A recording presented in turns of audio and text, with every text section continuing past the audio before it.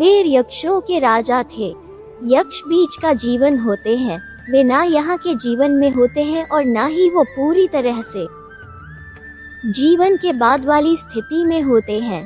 कहानी कुछ इस तरह है कि रावण ने कुबेर को लंका से निकल दिया और कुबेर को मुख्य भूमि की ओर पलायन करना पड़ा।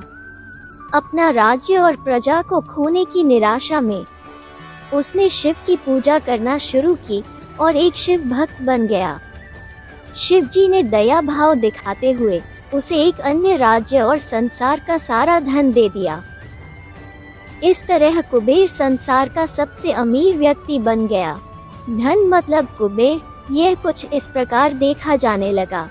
कुबेर शिव जी का महान भक्त बन गया, परंतु जब भक्त को यह लगने लगे कि वो सबसे महान भक्त है तो समझ जाए कि सब खोने वाला है।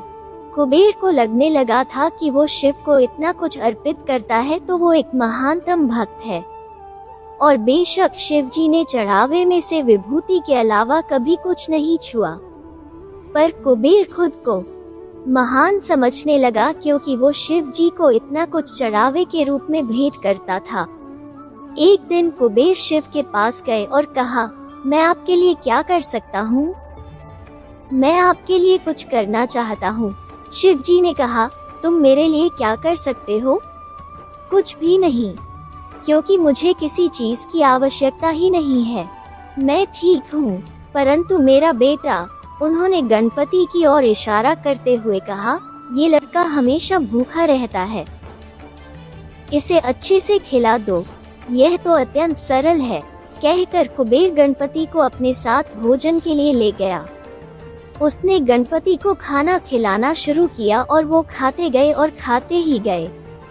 कुबेर ने सैकड़ों रसोइयों की व्यवस्था की और प्रचुर मात्रा में खाना बनाना शुरू किया। उन्होंने यह सारा भोजन गणपति को परोसा और वे खाते रहे। कुबेर चिंतित हो उठे और कहा, रुक जाओ, अगर तुम इतना खाओगे तो तुम्हारा पेट फट जाएगा। गणपति ने कहा, आप उसकी चिंता मत करो, देखिए मैंने एक सांप को एक कमर पेटी के रूप में बांध रखा है, तो आप मेरे पेट की चिंता ना करें। मुझे भूख लगी है, मुझे खाना खिलाएं। आप ही ने कहा था कि आप मेरी भूख मिटा सकते हैं। कुबेर ने अपना सारा धन खर्च कर दिया। कहते हैं कि कुबेर ने दूसरे लोगों से भी भोजन मंगवा के गणपति को खिलाया। गणपति ने सारा भोजन खाने के बाद भी कहा, मैं अभी भी भूखा हूँ, मेरा भोजन कहाँ है? तब कुबेर को अपने विचार के छोटेपन का एहसास हुआ और उसने शिव के सामने झुकते हुए कहा, मैं समझ गया, मेरा धन आपके सामने एक तिनके के समान भी नहीं है। जो आपने मुझे दिया उसी का कुछ अंश आपको वापस देकर मैंने खुद को एक महान भक्त समझने की गलती की, और इस क्षण के बाद उसके जीवन ने एक अलग ही दिशा ले ली।